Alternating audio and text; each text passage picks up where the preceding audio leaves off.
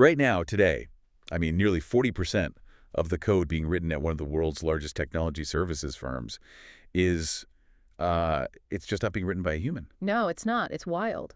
It's being assisted and generated and checked by artificial intelligence. Mm. We know this not because of some, flashy, futuristic press release from a Silicon Valley startup, but because it's literally buried in a dense stack of regulatory filings that just dropped this morning. Yeah, and it is, I mean, it's the absolute definition of the future hiding in plain sight. If you want to know what the economy is actually doing, you don't look at the sci-fi movies, right? You look at the spreadsheets. Exactly. So welcome to the deep dive. Our mission today is to decode the first quarter 2026 earnings report from Cognizant Technology Solutions, which is dated today, April 29th. We're looking at their SEC filings, the earnings supplements, the press releases. Sort of fun stuff. Right, all the dry stuff that actually matters. Now, if you are listening to this and rolling your eyes at the thought of, another corporate earnings call talking about like AI synergy or whatever, I don't blame you at all. I do not blame you. We have heard the hype for years now. But this specific stack of documents is different. It's basically a real-time treasure map. It really is. Because we are finally moving past that phase of just marveling at what a large language model can do in a controlled vacuum, what we have here is a blueprint of how AI is actually changing the plumbing of global commerce and, how much it actually costs to do it. So if you've been wondering when AI is going to finally show up on actual corporate balance sheets instead of just like catchy headlines, this deep dive is for you. We're going to cut through all that jargon and see how a massive global company is bridging the gap between AI theory and boots-on-the-ground implementation. Yeah, let's get into it. And to do that, we need to anchor ourselves with the raw numbers first. So walk us through the financial snapshot for Q1 2026. Like, what are we looking at here? Okay, so the top-line numbers are incredibly solid. For the first quarter, Cognizant's revenue hit $5.413 billion. Yeah, that is an increase of 5.8% year over year. Or, if you look at it in constant currency, it's a 3.9% increase. Okay, let's unpack that real quick just for anyone who isn't staring at financial models all day. Constant currency, that just means stripping out the fluctuations in global exchange rates, right? Exactly. So we get a clearer picture of their actual operational growth without the currency noise. Precisely. It removes the noise of like a strong or weak U.S. dollar. But the profitability is where it gets really interesting. Their adjusted diluted earnings per share saw a massive double-digit jump of 13.8%. Okay. Landing at $1.40. So that tells us they aren't just bringing in more money, right? They are keeping more of it. However, the metric that absolutely jumps off the page and, just demands our attention is their bookings. Yes, I have this highlighted right here. Q1 bookings surged 21% year over year, and their trailing 12-month bookings reached an enormous $29.6 billion. And they note in the filing that this represents a book-to-bill ratio of 1.4x. So explain the mechanics of that ratio, because it feels like a crucial indicator. It is. It's the ultimate health check for a services company. A book-to-bill ratio of 1.4x means that for every single dollar of revenue they are billing right now, they have $1.40 of new work entering the pipeline. Oh, wow. So it's basically a massive leading indicator of future growth. Exactly. And they signed 7 large deals this quarter, meaning contracts over $100 million each, including one, quote, mega deal worth over $500 million. Oh, wait, hold on. Let me play devil's advocate for a second here. Go for it. Over the last 2 years, pretty much every Fortune 500 company on Earth bought enterprise licenses for ChatGPT or, Microsoft Copilot. They upgraded their servers. They all went to their shareholders and said, we're an AI-first company now. Right. They all did that.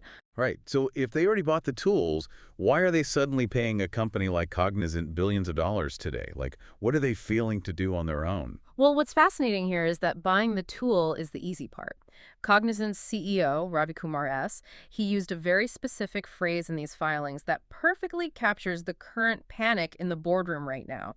He calls it the AI velocity gap. The AI velocity gap. Okay, what is the mechanism behind that gap? The gap is this vast, highly technical space between buying an AI license and actually transforming a 50-year-old business to run on it. The board of directors is looking at the massive check they wrote for AI infrastructure last year. Oh, yeah, and they want results. Exactly. They are asking the CEO, where is our return on investment? But the CEO is quickly discovering that you cannot just plug a cutting-edge large language model into a brittle, undocumented legacy database from 1998 and expect magic. It just breaks. It completely breaks. The systems reject each other. The data is siloed. The security risks are astronomical. So clients are desperate to convert their investments into tangible outcomes, but they're realizing they just don't have the internal engineering talent to bridge that gap. And so Cognizant is walking into these pitch meetings and basically saying, trust us, we can bridge your gap because we already bridged our own. Right. Which brings us back to that stat from the intro. They currently have over 5,000 active AI engagements with clients, but internally, nearly 40% of their own code is now AI-assisted. Yeah, that's the kicker. So how does that actually work in practice? Are we talking about AI writing entire software platforms from scratch? No, not from scratch, no. It's about augmentation. The AI acts as an incredibly fast, highly skilled co-pilot. It handles the mundane, repetitive coding tasks. It auto-completes complex syntax. It scans millions of lines of code to hunt down obscure bugs in seconds. Which is a task that would take a human developer weeks. All right. Exactly. And crucially, it acts as a universal translator.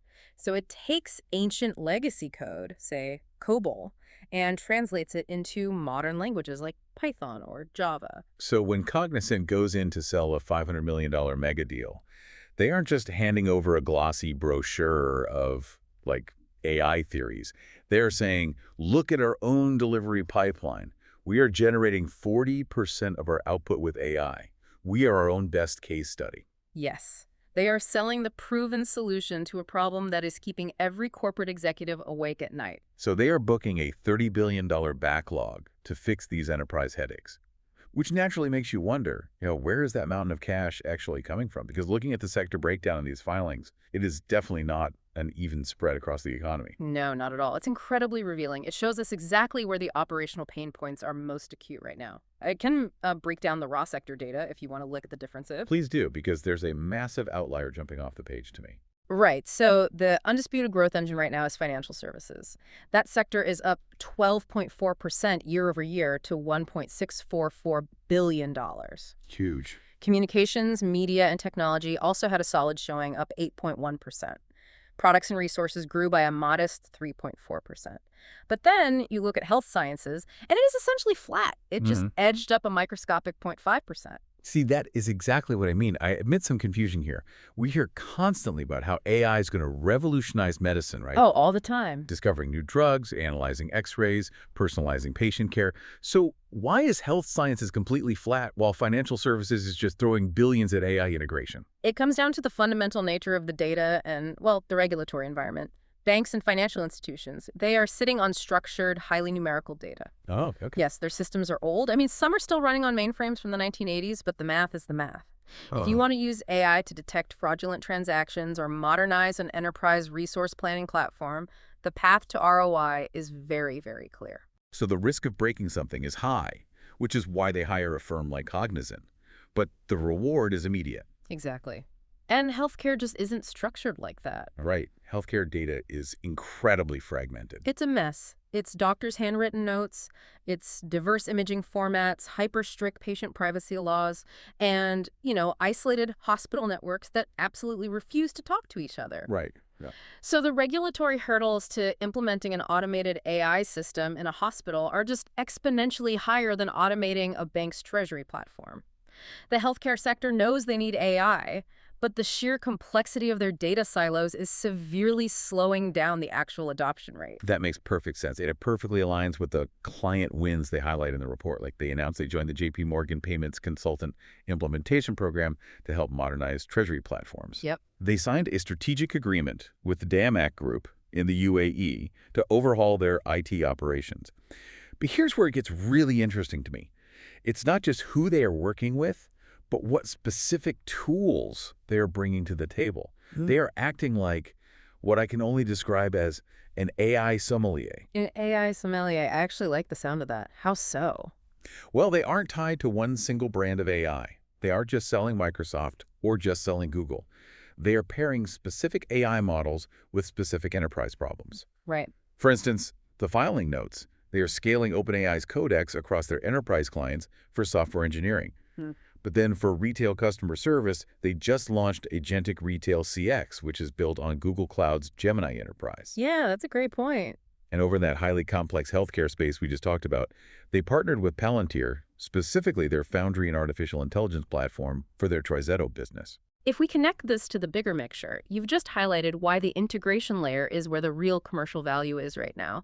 Why not just use OpenAI for everything? Well, because the models have different underlying mechanisms. OpenAI's Codex is specifically trained on billions of lines of source code. So it's a builder. It understands syntax. Right. But you wouldn't necessarily want a pure coding brain talking to a frustrated retail customer. Precisely. Google's Gemini is designed to parse vast amounts of conversational context and multimodal inputs like text, images, audio. It's much safer and more nuanced for a retail customer service bot where, tone really matters. And then Palantir. Palantir's entire architecture is built on secure data ontology and federating hypersensitive information. It is practically custom-built for navigating the regulatory nightmare of healthcare data. So the AI sommelier doesn't just pick the wine. They ensure it pairs perfectly with the meal without giving the diner a terrible reaction. That's a perfect analogy. So you're deploying all these different highly specialized AI models across massive, heavily regulated industries. You are fundamentally changing how the work gets done, which means, unavoidably, the people doing the work have to change too. Yes. And that brings us to what I think is the most dramatic and, frankly, the most human part of this entire filing. Yeah. You cannot have 40% of your code assisted by AI without massive ripple effects on your workforce. No, you can't. This is the friction point. This is where the theoretical impact of a technological pivot meets the harsh reality of the labor market. Let's look at the numbers. Currently, Cognizant's total headcount sits at an incredible 357,600 employees. And they actually added 6,000 people this quarter. Right. Voluntary attrition in tech services is holding steady at 12.3%. But buried a few pages deep in this document is a massive financial charge for something they're calling Project Leap, and it rolls out in Q2 2026. Yeah, they describe Project Leap as the initiative to create their operating model of the future. And building that future is really expensive. According to the SEC filings, Project Leap will cost between $230 million and $320 million, and the vast majority of that is going to employee severance and personnel costs. Right, but the flip side is that it is expected to generate $200 million to $300 million in in-year savings in 2026 alone. Wow. At the same time, they are heavily promoting internal retraining platforms like Cognizant SkillSpring and rolling out the Cognizant AI Factory to give their teams fractional GPU access. This raises a really important question, and it directly challenges the narrative we've heard for years. I mean, a public debate has always been so binary, right? Like, will AI take my job, yes or no? Exactly. But Project Loop shows us that the reality is a massive, highly expensive reallocation of skills. It's less like rebuilding an airplane mid-flight and more like a massive corporate organ transplant. That is a very apt way to look at it. They are surgically removing the legacy coding jobs and grafting on high-level AI engineering roles, just hoping the corporate body doesn't reject it. Think about the mechanism here. When 40% of your code is assisted by AI, the demand for entry-level repetitive software testing or like basic syntax writing, it just plummets. Those legacy roles simply aren't needed at the volume they used to be. Right. And that is the painful reality behind the up to $320 million in severance. You have to lean out that part of the workforce. But the body still needs blood to pump. They still hired 6,000 new people. Because simultaneously, the demand for high-level AI integration engineers, data ontology experts for Palantir, and forward-deployed cloud architects skyrockets. A junior Java developer whose job was just automated cannot seamlessly transition into an agentic AI architect overnight. Right, that's impossible. So the company is shedding the skills of yesterday to fund the acquisition of the skills of tomorrow. And to prevent themselves from having to fire and hire their entire workforce every 5 years, they are spending heavily on upskilling the people they keep. That detail about the Cognizant AI Factory providing fractional GPU access, that is a massive shift in how corporate training works. It is, because it fundamentally changes the economics of access. Let's explain why that actually matters. Right, because most people know what a GPU is, right? A graphics processing unit. Okay. It's the engine that runs AI models. But why does fractional access matter to a company with 350,000 employees? Because a single top-tier NVIDIA enterprise GPU can cost tens of thousands of dollars. You cannot physically or financially give a dedicated GPU to every single employee to learn on. It would bankrupt the company. Yeah, obviously. By partnering with Dell and NVIDIA to create a centralized AI factory, they are slicing up that massive compute power. They are giving fractional, on-demand access to their workforce. It essentially democratizes the tools of AI development internally. That's fascinating. It allows a mid-level engineer in Bangalore and a project manager in London to experiment, build, and upskill on enterprise-grade hardware without Cognizant having to buy 350,000 individual supercomputers. It's a wildly aggressive upskilling strategy. But if the transplant fails, the patient dies. Ultimately, if you are a shareholder or just an observer trying to understand the health of this sector, you have to look at how Wall Street reacts to this balancing act. Definitely. You're spending $320 million on severance, you're buying massive server farms from Dell and NVIDIA, and you're retraining hundreds of thousands of people. How does that impact the actual financial bottom line? Because if the financials don't hold up, the board halts the transformation immediately. But that is not what is happening here. Let's look at the cash flow. Q1 operating cash flow was $274 million, and free cash flow was $198 million. And they are aggressively returning that capital to shareholders. They repurchased 6.3 million shares for $427 million in the quarter. They still have $1.5 billion authorized for more repurchases, and they declared a quarterly dividend of 33 cents per share. Exactly. They are proving they can fund the AI revolution and still reward their investors today. But the real corporate magic trick, the thing that proves this strategy is actually working, is found in their full year 2026 guidance. Okay, let's hear it. They expect total revenue to hit between $22.11 billion and $22.64 billion. But look at the margin update. This is wild to me. Because of the expected savings generated by that massive Project Leap restructuring we've talked about, they actually raised their full-year adjusted operating margin guidance to between 16.0% and 16.2%. Yeah. That's an expansion of 20 to 40 basis points. Let's translate that basis point expansion. A basis point is just 1/100th of a percentage point. So a 20 to 40 basis point expansion means their profit margin is growing by roughly 1/4 to almost 0.5% on a massive $22 billion revenue base. That represents tens of millions of dollars in pure additional profit. And their full-year adjusted EPS is expected to grow 7 to 9%, landing between $5.63 and $5.77. So what does this all mean? How are they increasing margins while spending so much money on the AI pivot? It means knowledge is most valuable when it is successfully applied to operations. What Cognizant is proving is a tight, self-funding operational loop. Right. The $200 to $300 million in-year savings they get from leaning out their legacy workforce through Project Leap, that is immediately paying for the AI factory, the fractional GPUs, and the new strategic hires. It's all connected. They are extracting efficiency from the old way of doing things to fund the new way of doing things, and doing it so efficiently that their overall profit margins actually go up. And that sends a terrifying signal to any competitor who is dragging their feet right now. The grace period for simply experimenting with AI in a sandbox is officially over. Oh, completely. The market expectation now is that your AI investments must yield measurable margin expansion and EPS growth. If Cognizant can do it while managing a global workforce of over 250,000 people, Wall Street is going to demand that every other Fortune 500 company do it too. The standard has been set. The AI velocity gap is crossable, but it requires ruthless efficiency to get to the other side. So to bring this all together, we started this deep dive looking at what seemed like a dry regulatory filing. But what we found was the actual mechanics of a technological revolution. Yeah, it's pretty incredible. We saw a reality where 40% of code is already being assisted by AI, hunting bugs and translating legacy systems. We saw the rise of the AI sommelier strategy, expertly pairing Codex, Gemini, and Palantir to untangle the messy, siloed data of global finance and healthcare. We saw a $30 billion backlog of clients desperate for help. And perhaps most importantly, we saw the stark human reality of Project Leap, a $300 million workforce reallocation that proves AI is fundamentally altering human capital right now. It is a blueprint for the enterprise of the future, and we are watching it being drawn in real time. Whether you are a tech worker trying to navigate your next career move, an investor analyzing where the real cash flow is moving, or just someone trying to understand how this economy is shifting beneath our feet, these are the real-world metrics you have to pay attention to. And if we step back, all of this data leaves us with a truly profound question to consider.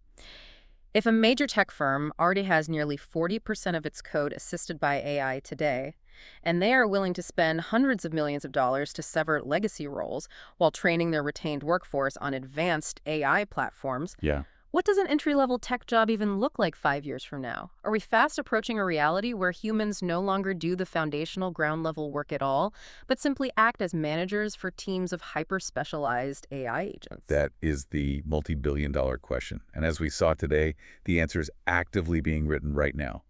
Keep looking closely at the numbers. The future is hiding right there in the spreadsheets.